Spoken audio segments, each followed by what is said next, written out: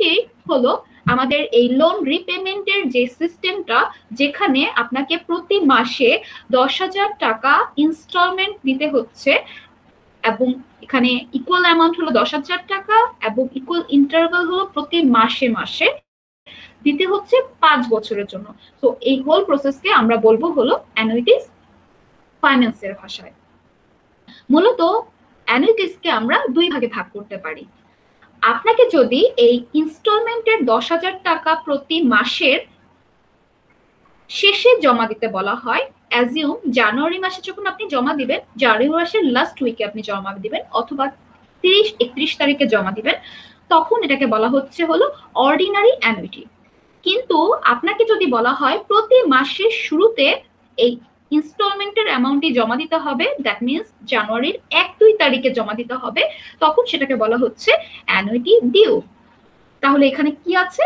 Ordinary annuity is the payment occur at end of each period, and for the annuity due, payments occur at the beginning of each period.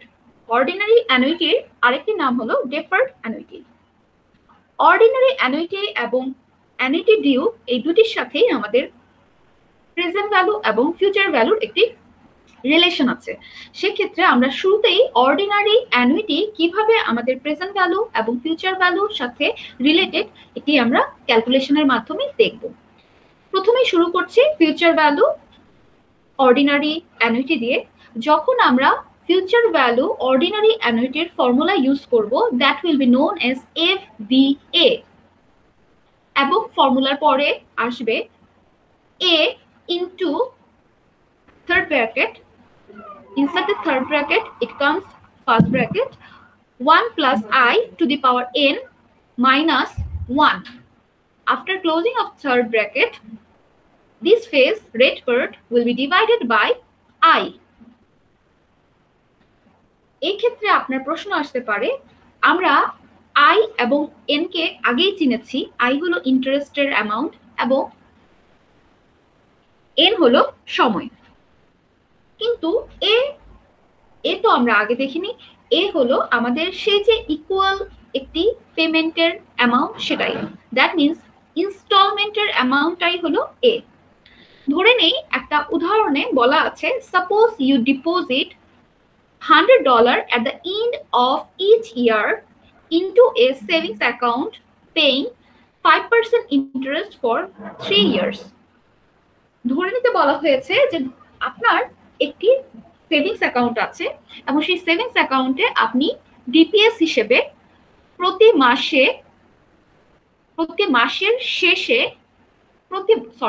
বছরের শেষে 100 টাকা করে জমা দেন, এবং সেক্ষেত্রে জমা দিচ্ছেন আপনি 3 বছর, এবং আপনাকে 3 বছর শেষে 5% ইন্টারেস্ট সহকারে একটা রাউন্ড ফিগার প্রোভাইড করা হবে।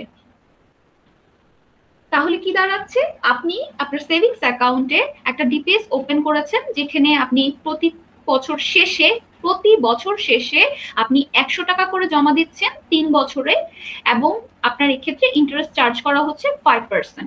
তাহলে 3 বছর শেষে আপনাকে একটি সুদে আসলে একটা বিগ অ্যামাউন্ট প্রোভাইড করা হবে। এখন যখন আমরা ক্যালকুলেশন করব, শুরুতেই আমরা ইনফরমেশনগুলো কালেক্ট করে নিব কোশ্চেন থেকে, যা দিয়ে আমাদের ক্যালকুলেশনে সুবিধা হবে। কোশ্চেনে আয়ের পরিমাণ দেওয়া আছে 5%, যেটা আমরা নিউমেরিক্যাল ফর্মে কনভার্ট করলে 0.05 হয়। এন দাঁড়াচ্ছে হলো 3 ইয়ার্স। এ ইকুয়াল অ্যামাউন্ট সেটা দাঁড়াচ্ছে হলো 100। তাহলে আমরা দেখি, এইভাবেই যদি আপনি ইনস্টলমেন্টে পে করেন তাহলে ভবিষ্যতে আপনি কি গেইন করবেন। কিন্তু ইনস্টলমেন্টটা হচ্ছে প্রতি বছরের শেষে, end of each year, that's why it is under ordinary annuity. ফর্মুলায় এর জায়গায় 100 টাকা বসানো হলো, আয়ের জায়গায় 0.05 বসানো হলো, এন এর মান 3 বসানো হলো। এরপর আমাদের যখন রেজাল্টটা কাউন্ট করা হবে, তখন আমাদের অবশ্যই একটা ফিউচার ভ্যালু বের হবে। এটি আমি আপনাদের নিজেদের জন্য কাজ রেখে দিয়েছি, এবং আমি পাশে প্রেজেন্ট ভ্যালুটি করে দেখিয়েছি। এখন চলে আসি, what is present value with ordinary annuity. এমন যদি হয় আপনি কিছু টাকা আজকে ফিক্সড ডিপোজিট করে রেখেছেন, এবং নেক্সট পরবর্তী সময়গুলোতে আপনাকে ইনস্টলমেন্ট বেসিসে ইন্টারেস্ট গুলা ফেরত দিয়ে দেওয়া হবে। তো সেই ধরনের একটা এক্সাম্পল আমরা দেখব। বলেছে সাপোজ 3087 টাকা is paid to you at the end of each of the next 4 years as 9% interest. How much you have saved in a fixed deposit today? আপনাকে বলা হচ্ছে আপনি আজকে কিছু ফিক্সড ডিপোজিট করে রেখেছিলেন কিছু টাকা, যার ফল হিসেবে আপনি নেক্সট 4 বছরে প্রতি বছর শেষে যেই টাকা জমা করেছেন তার উপরে 9% ইন্টারেস্ট স্বরূপ প্রতি বছর শেষে 3087 টাকা 87 টাকা পাচ্ছেন। 3087 টাকা আপনাকে দেয়া হচ্ছে।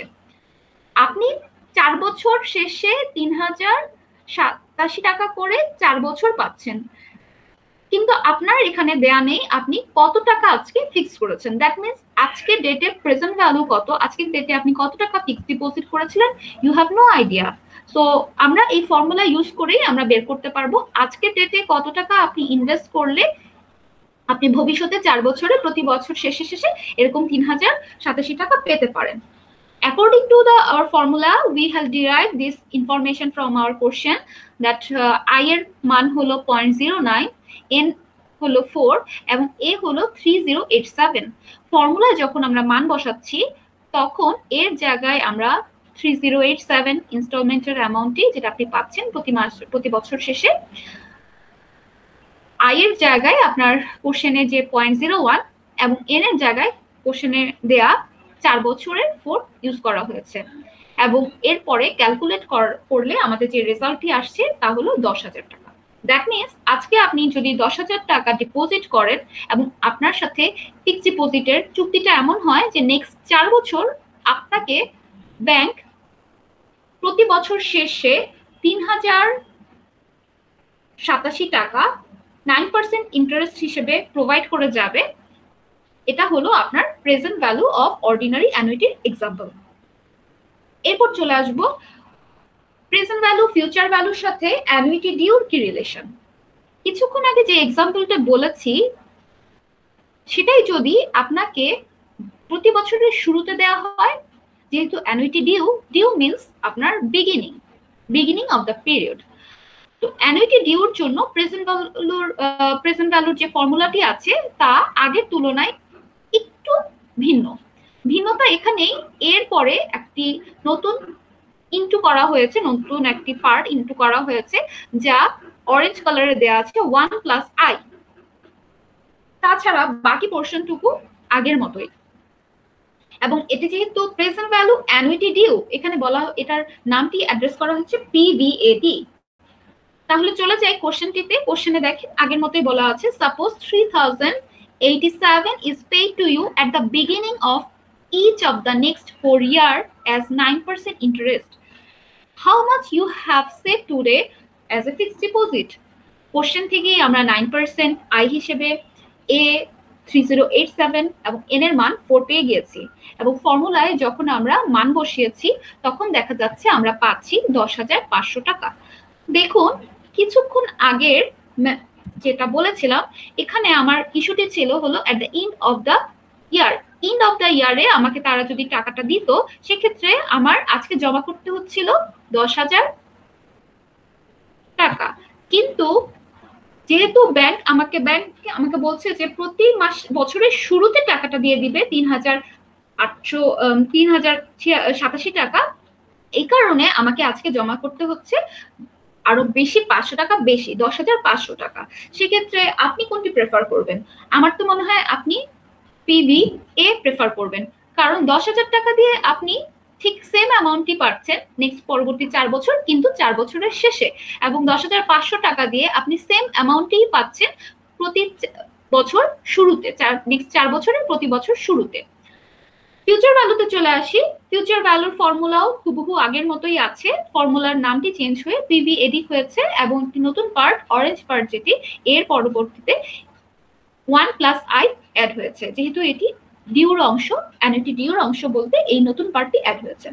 আগের ম্যাথটির মতো এখানে বলা আছে আপনাকে যদি আপনার একটা সেভিংস অ্যাকাউন্টে প্রতি বছর 3 বছরে প্রতি বছরের শুরুতে 100 টাকা করে জমা দিতে হয় অ্যাট 5% ইন্টারেস্টে, তাহলে 3 বছর শেষে আপনি সুদে আসলে কত টাকা পাবেন?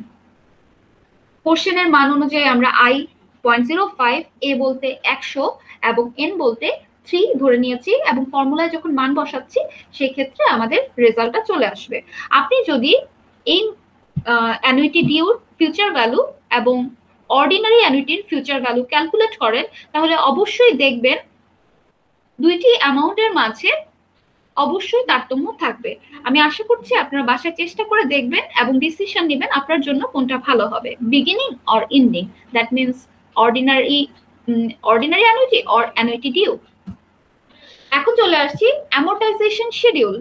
অ্যামোর্টাইজেশন শিডিউল হলো আমরা যখন একটা লোনকে রিপেমেন্ট করি তখন আপনাকে বিভিন্ন ইনস্টলমেন্টে টাকাটা পরিশোধ করতে হয়। এই যে ইনস্টলমেন্টের মাধ্যমে পরিশোধ করতে করতে একটা টাইমে আমার হোল লোনের অ্যামাউন্টটি পরিশোধ হয়ে যায়, এটি ক্যালকুলেশনকে যখন আমরা একটা শিডিউল অথবা টেবিল আকারে দেখাবো সেটাকেই বলা হচ্ছে হলো অ্যামোর্টাইজেশন শিডিউল। অ্যামোর্টাইজেশন শিডিউলটি করার জন্য আমরা যে এক্সাম্পলটি ধরে কাজ করব সেখানে প্রথমেই বলা আছে you borrowed some amount today and will repay the loan in equal installment of 3087 at the end of next 4 years. একটু আগের উদাহরণ যেটা পিবি দিয়ে করেছিলাম ঠিক সেটাই বলা আছে যে আজকে আপনি কিছু লোন করেছেন, কিছু টাকা লোন করেছেন এবং লোনের সাথে আপনার ব্যাংকের সাথে আপনার চুক্তি হলো নেক্সট 4 বছর আপনি প্রতি বছরের শেষে 3087 টাকা আপনি জমা দিবেন। এক্ষেত্রে প্রথমেই প্রশ্ন হলো তাহলে আপনি আজকে কত টাকা বড় করেছেন? অবভিয়াসলি আমরা এটা কিভাবে বের করতে পারবো? পিভির ভ্যালু দিয়ে বের করতে পারবো, যেহেতু আমাদের এটা ইনস্টলমেন্টের ম্যাথ, দ্যাট মিন্স এটা অ্যানুইটির ম্যাথ এবং এখানে বলাই আছে আমরা পেমেন্টটা করছি হলো বছরের শেষে, দ্যাট মিন্স ইট ইজ পিভিএডি। তাহলে আমরা পিভিএডির ফর্মুলা দিয়ে ইউজ করলেই আমরা আজকের ডেটে কত টাকা লোন করেছি সেই অ্যামাউন্টটা চলে আসবে। And how much is your annual payment if interest rate is 9%। Interest rate যদি আপনার 9% হয় তাহলে আপনার ইন্টারেস্ট অ্যানুয়াল পেমেন্টের অ্যামাউন্টটি কত? এটা আর বের করা প্রয়োজন নেই, কারণ আপনার কোশ্চেনেই এতে বলা আছে প্রতি বছর আপনি অ্যানুয়াল পেমেন্ট 9% ইন্টারেস্টে 3087 টাকা করছেন। এই কোশ্চেনটি আমি আবার উপরে লিখে আমাদের ক্যালকুলেশনের জন্য প্রয়োজনীয় ইনফরমেশন গুলো বের করে নিচ্ছি। আমাদের আই বলতে 0.09, এ 3087, এন 4 এবং পিভিএ অনুযায়ী আমাদের যে রেজাল্টটি আসে তা হলো 10,000 টাকা। আজকে যদি আমি ব্যাংকের কাছ থেকে 10,000 টাকা লোন নিয়ে থাকি তাহলে ব্যাংকের সাথে আমার চুক্তিটি এমন 9% ইন্টারেস্টে নেক্সট 4 বছর আমি প্রতি বছরের শেষে 3087 টাকা ইন্টারেস্ট হিসেবে জমা দিলেই আমার লোনটি পরিশোধ হয়ে যাবে। চলুন দেখি আমাদের এই ক্যালকুলেশনটি কিভাবে করা হয়েছে। এটি হলো আমাদের অ্যামোর্টাইজেশন শিডিউল। উপরের পার্টে যে কথা লেখা আছে এগুলো আসলে অ্যাকচুয়ালি আমাদের ক্যালকুলেশনের সুবিধার্থে কিছু ক্লু দেয়া আছে। এই ক্লুগুলা আমাদের জাস্ট জানার জন্যই প্রয়োজন। আমার একদম উপরে লেখাই আছে ইন্টারেস্ট অ্যামাউন্ট হলো বিগিনিং ব্যালেন্সের সাথে আমরা আমাদের কোশ্চেনের যে আয়ের ভ্যালুটি আছে এটাকে ইনটু করলেই আমরা ইন্টারেস্টের অ্যামাউন্টটি পেয়ে যাব। আমাদের এই ইন্টারেস্ট অ্যামাউন্টে অবস্থান করছে এখানে, দ্যাট মিন্স এই ইন্টারেস্টের অ্যামাউন্ট যতগুলো এসেছে তা বের করা হয়েছে বিগিনিং ব্যালেন্সের সাথে। এই যে এখানে যতগুলো বিগিনিং ব্যালেন্স আছে এই বিগিনিং ব্যালেন্সের উপরে আই ইনটু করে, আই মিন্স 0.09 ইনটু করে। এরপর বলা আছে প্রিন্সিপাল রিডাকশন সমান সমান annual payment minus interest amount. আমাদের প্রিন্সিপাল রিডাকশন কলামটি হলো এখানে দেয়া আছে। এখানের ভ্যালুগুলো আমরা কিভাবে পাই? আমাদের অ্যানুয়াল পেমেন্টের ভ্যালু যেটা থাকবে এটা থেকে যদি আমি ইন্টারেস্টের অ্যামাউন্টগুলো বিয়োগ করি তাহলে আমার এই ভ্যালুগুলো চলে আসবে। এরপর বলা আছে এন্ডিং ব্যালেন্স, মানে লাস্ট যে রোটা আছে সেখানে বলেছে এন্ডিং ব্যালেন্সটা আমরা বের করতে চাইলে আমাদের বিগিনিং বছরের শুরুতে যে ব্যালেন্সটা ছিল এই ব্যালেন্স থেকে যদি আমরা প্রিন্সিপাল রিডাকশনের অ্যামাউন্টটি বিয়োগ করি, দ্যাট মিন্স একদম শেষের আগের ঘরটি আমরা বিয়োগ করি, এই ঘরটি থেকে এই ঘরটি বিয়োগ করি, তাহলে আমরা এন্ডিং ব্যালেন্স পাবো। এবং পরবর্তীতে আবার বলা আছে বিগিনিং ব্যালেন্সটি আমরা কিভাবে পাই। একদম শুরুতে আমরা বিগিনিং ব্যালেন্স হিসেবে আমরা লোনের অ্যামাউন্টটি বসিয়ে নেই এবং পরবর্তী বছরগুলোতে আমরা এন্ডিং ব্যালেন্সকে নিয়ে এসে এখানে বসিয়ে দেই, এন্ডিং ব্যালেন্স এনে বসে দিই। আমরা এখন ক্যালকুলেশন শুরু করব, তাহলেই আমরা বুঝবো আমাদের ক্যালকুলেশনের জন্য কিভাবে আমাদের আগাতে হবে। উপরের গুলো এতক্ষণ যা বলেছি তার শুধুই ক্লু ছিল। আপনাদের পরীক্ষায় আসলে আপনি শুরুতেই আপনাকে যেটা করতে হবে সেটা হলো একটা টেবিল করে নিতে হবে। এক্ষেত্রে আপনি শুরুতে ইয়ার, যেহেতু আমাদের ম্যাথটি 4 বছরের, ইয়ার দিয়ে 1 2 3 4 4 বছরের ইনফরমেশন ইন করবেন এবং পরবর্তীতে খালি বিগিনিং ব্যালেন্স লিখে লোনের অ্যামাউন্টটি লিখবেন, শুধুমাত্র লোনের অ্যামাউন্টটি লিখবেন। যেহেতু আমরা লোনের অ্যামাউন্টটি পেয়েছি, ক্যালকুলেট করে পেয়েছি পিভিএডি থেকে 10,000 টাকা, এই 10,000 টাকাই আমরা বসাবো, অন্য ঘরগুলো খালি থাকবে। এরপর চলে যাব অ্যানুয়াল পেমেন্ট। আমরা আমাদের কোশ্চেনের মাঝে পেয়ে গিয়েছি যে অ্যানুয়াল পেমেন্ট হবে 3,087 টাকা এবং যেহেতু প্রতি বছরই আমরা অ্যানুয়াল পেমেন্ট 3,087 টাকা করব, তার জন্য 4 বছরের সবগুলো ঘরেই আপনি 3,087 টাকা বসিয়ে ফেলতে পারেন। Let's start our blank fields. যেহেতু আমি এখানে আগে করে রেখেছি তার জন্য ব্ল্যাক কালারের সব ইনফরমেশন দেয়া আছে, কিন্তু আমরা যদি ক্যালকুলেশন শুরু করার সময় তখন কিন্তু আমাদের এই ব্ল্যাক কালারের ইনফরমেশন গুলা থাকবে না, এগুলো আপনাকে খুঁজে বের করতে হবে। চলুন দেখি কিভাবে আমরা শুরু করব। বলেছি প্রথমেই আমরা যেটা করব, বিগিনিং ব্যালেন্সে আমরা লোনের অ্যামাউন্টে বসিয়ে নিব। এরপর আমাদের কাজ হবে ইন্টারেস্টের অ্যামাউন্টটি বের করা। প্রথম বছরে আমরা একটি বছরের ক্যালকুলেশন সবগুলা ঘরে শেষ করে তারপর দ্বিতীয় বছরে যাব, এভাবেই ক্যালকুলেশন গুলো হবে। তো প্রথম বছরে যদি আমরা ইন্টারেস্টের অ্যামাউন্ট বের করতে চাই, সেক্ষেত্রে আমাদের এখানে বলাই আছে ইন্টারেস্টের অ্যামাউন্ট হলো বিগিনিং ব্যালেন্সের সাথে আয়কে ইনটু করতে হবে। যেহেতু এই ম্যাথটিতে আমাদের আয়ের ভ্যালু হলো 9%, সো আমরা যদি আয়ের ভ্যালু এখানে 10,000 বিগিনিং লোনের যে অ্যামাউন্টটি আছে এটার সাথে ইনটু করি, তাহলে আমরা পেয়ে যাব 900 টাকা। তো এটাই ছিল আমাদের ইন্টারেস্টের অ্যামাউন্ট। এরপর আমরা চলে যাব প্রিন্সিপাল রিডাকশন। এই যে প্রিন্সিপাল রিডাকশন, এবং বলা আছে অ্যানুয়াল পেমেন্ট থেকে যদি আমি ইন্টারেস্টের অ্যামাউন্ট বিয়োগ করি তাহলে প্রিন্সিপাল রিডাকশন পাওয়া যাবে। তাহলে প্রিন্সিপাল রিডাকশন এই 2187 টাকা কিভাবে আসলো চলুন একটু দেখি। শুরুতে আমাদের অ্যানুয়াল পেমেন্ট দেওয়া আছে 3087, এর থেকে যদি আমাদের ইন্টারেস্টের অ্যামাউন্ট যেটি আপনি বের করেছেন 900 টাকা, তাকে যদি আমি বিয়োগ করি তাহলেই আমি পেয়ে যাব 2187। আমাদের প্রথম বছরে প্রিন্সিপাল রিডাকশনের ঘরটিও পূরণ হয়ে গিয়েছে, যা বাকি আছে তা হলো এন্ডিং ব্যালেন্স। এবং এখানে বলা আছে এন্ডিং ব্যালেন্স আমরা সবসময় বিগিনিং ব্যালেন্সের থেকে আমরা প্রিন্সিপাল রিডাকশনের অ্যামাউন্টটি বিয়োগ করি। তাহলে চলুন দেখি। বিগিনিং ব্যালেন্স 10,000 টাকা লোন ছিল, প্রিন্সিপাল রিডাকশন 2187, এই দুইটি ফিগারকে বিয়োগ করব। বিয়োগ ফল হিসেবে আমরা যা পাবো তাই হলো এন্ডিং ব্যালেন্স 87813। আমাদের প্রথম বছরের সবগুলা ঘরই ফিল আপ করা হয়ে গিয়েছে এবং পরবর্তী বছরের বিগিনিং ব্যালেন্স আসবে প্রথম বছরের এন্ডিং ব্যালেন্স থেকে। যেহেতু এখানে বলাই আছে বিগিনিং ব্যালেন্স হলো, প্রথমে আমরা শুরু করি start with the principal amount. Principal amount means লোনের টাকা, এই যে প্রথম বছর, এবং than equal to previous years ending balance. পরবর্তী বছরগুলোতে দেখেন সবগুলারই এন্ডিং ব্যালেন্সকে আমরা বিগিনিং ব্যালেন্স হিসেবে ধরে নিয়েছি। প্রথম বছরের এন্ডিং ব্যালেন্স, দ্বিতীয় বছরের বিগিনিং ব্যালেন্স, দ্বিতীয় বছরের এন্ডিং ব্যালেন্স, তৃতীয় বছরের বিগিনিং ব্যালেন্স, তৃতীয় বছরের এন্ডিং ব্যালেন্স, আমাদের চতুর্থ বছরের বিগিনিং ব্যালেন্স। দেখুন আমাদের প্রথম বছরের এন্ডিং ব্যালেন্সকে আমরা দ্বিতীয় বছরের বিগিনিং ব্যালেন্স হিসেবে নিয়ে এসেছি। এর পরবর্তীতে আমরা একইভাবে এই বিগিনিং ব্যালেন্সের উপরে 9% ইন্টারেস্ট হিসেবে 703 টাকা পাবো এবং অ্যানুয়াল পেমেন্ট যেটা 3,087 টাকা আছে তার থেকে এই 703 টাকা বিয়োগ করলে আমরা 2384 পেয়ে যাব। এবং আমাদের লাস্ট দ্বিতীয় বছরের এন্ডিং ব্যালেন্স বের করতে হলে আমাদের দ্বিতীয় বছরের বিগিনিং ব্যালেন্স থেকে প্রিন্সিপাল রিডাকশনকে বিয়োগ করলেই আমাদের এন্ডিং ব্যালেন্স চলে আসবে। এবং দ্বিতীয় বছরের এন্ডিং ব্যালেন্সকে আমরা তৃতীয় বছরের বিগিনিং ব্যালেন্সে নিয়ে আসবো এবং এই বিগিনিং ব্যালেন্সের সাথে আমরা 9% ইন্টারেস্ট চার্জ করলে আমরা ইন্টারেস্টের অ্যামাউন্ট 489 পেয়ে যাব। তৃতীয় বছর আমরা অ্যানুয়াল পেমেন্ট থেকে ইন্টারেস্টের অ্যামাউন্টটি বিয়োগ করলে আমরা পেয়ে যাব প্রিন্সিপাল রিডাকশনের ভ্যালু 2498 এবং ইন্ডিং ব্যালেন্স পাবো বিগিনিং ব্যালেন্স এবং প্রিন্সিপাল রিডাকশনের বিয়োগফল থেকে।